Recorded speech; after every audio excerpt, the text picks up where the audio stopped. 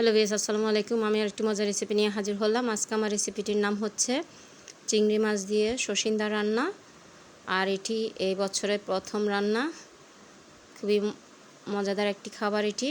তো দেখতে পাচ্ছেন এখানে আমি একটি ডেকচিতে সয়াবিন তেল দিলাম, এরপর সরিষার তেল দিলাম।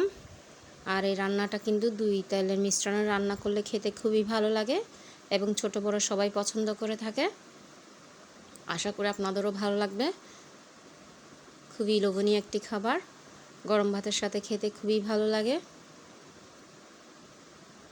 দেখতে পাচ্ছেন প্রথম আমি তেলটাকে গরম করে নিচ্ছি। খুবই মজাদার খাবার এটি।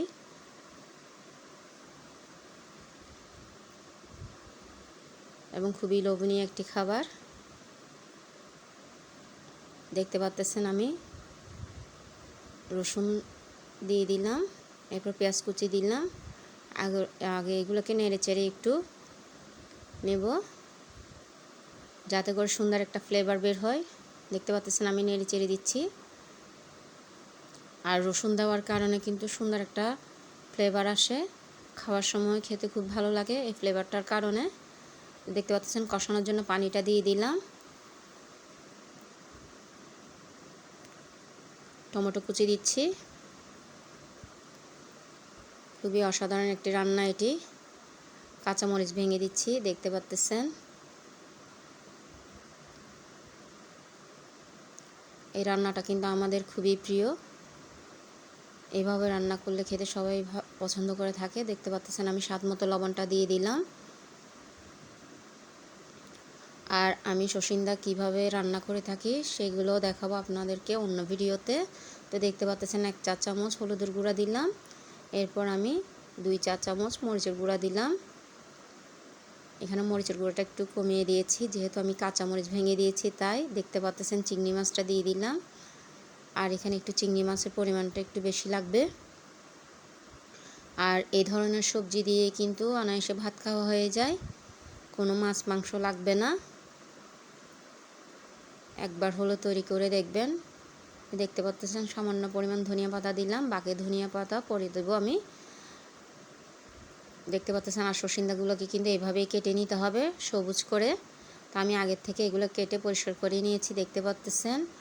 আর যে কোনো সবজি কিন্তু রান্নার সময় ঢেকে দেওয়া যাবে না, এতে করে সবজির ডিসকালার হয়ে যায়, দেখতেও ভালো লাগে না, খেতেও ভালো লাগে না। দেখতে পাচ্ছেন।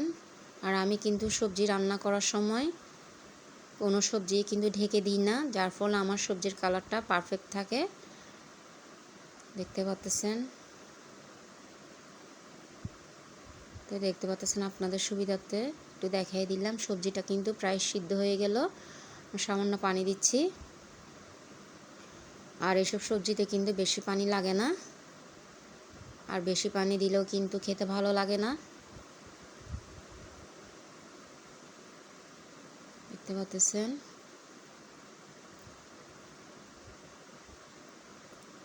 আবার একটু পানি দিলাম।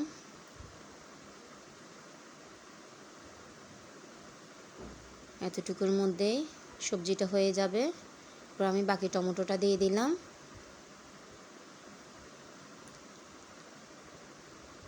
খুবই মজাদার, আপনারা অবশ্যই এইভাবে একবার হলো তৈরি করে দেখবেন।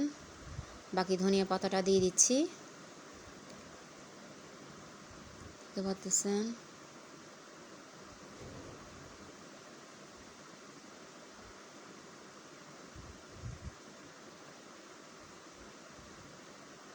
খুবই মজাদার খাবার।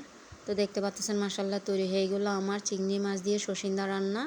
আশা করি আপনাদেরও ভালো লাগবে। মাশাআল্লাহ কতটা কালারফুল দেখাচ্ছে, দেখে বোঝা যাচ্ছে। আর এরকমের অল্প সবজি দিয়ে কিন্তু ভাত খাওয়া হয়ে যায় অনায়াসে 1 প্লেট। তো দেখার জন্য সবাইকে ধন্যবাদ।